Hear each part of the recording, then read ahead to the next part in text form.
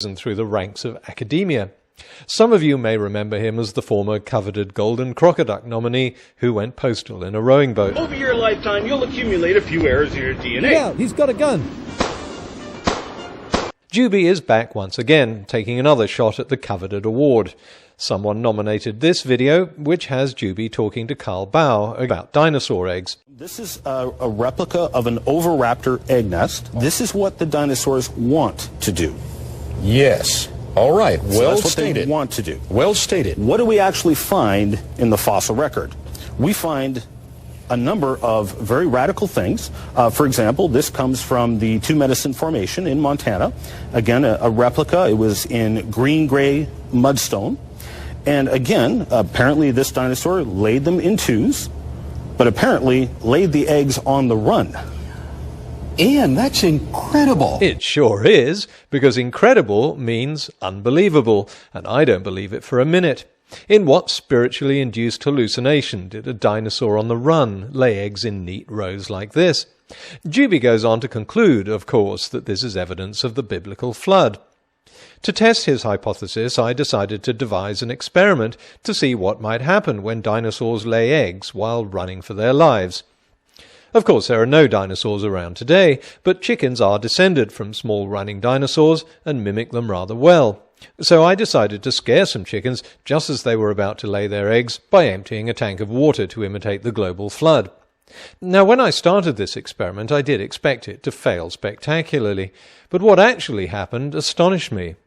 Now, it's not often a creationist gets something right, but I must admit that the experiment clearly supports Juby's hypothesis. Let's roll the tape.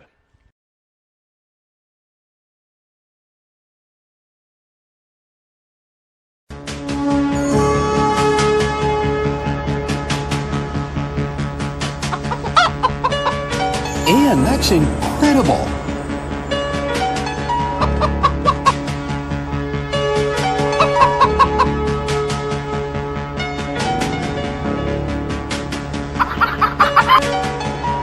Ian, that's incredible.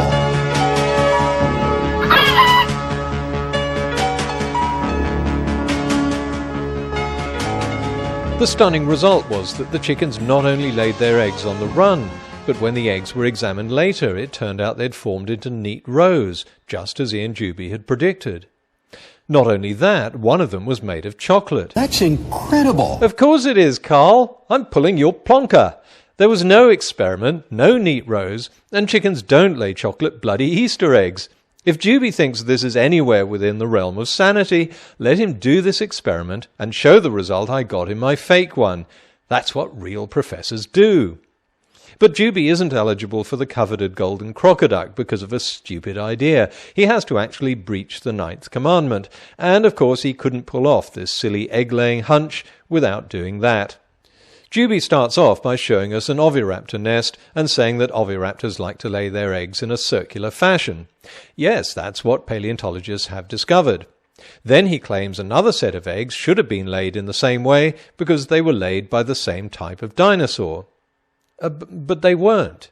As always, to get to the bottom of this mendacity, we have to check Juby's sources. A lot of this is centralized around an article by Barnhart in the Creation Research Society Quarterly magazine.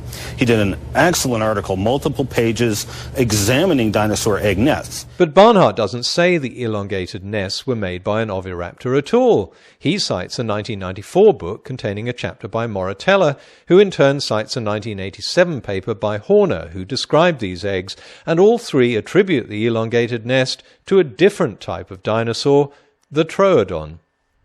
This isn't just a minor issue of classification. These are two completely different dinosaurs. The Troodon nest is from Montana, but the oviraptor nest comes from Mongolia. The two species lived on completely opposite sides of the world. So not only is Ian Juby's idea completely idiotic, it's not even based on a proper reading of his sources. A real professor would have had the ability to read and understand all this. But of course Juby isn't a professor. He's called that because there's a dearth of scientifically qualified creationists, so they like to create titles for themselves. And if anyone is suspicious of Juby's fake qualifications, Juby has a backup. And this audience should know that your IQ is off the chart. and we appreciate that. Yes, he may not be qualified, but he's smarter than you, which means he knows a lot more about dinosaurs running away from a global flood and laying eggs in 2 neat rows than you do. So there. Ian, this isn't personal, mate. You're a very nice chap with a wonderful sense of humour. But if you want to preach what you believe to be the truth, why do you have to change the facts in order to do it? Well, I guess if you didn't change the name of the dinosaur given in the scientific literature, then there'd be no puzzle and no need to invent even the most tenuous link to a global flood. People would think your eggs on the run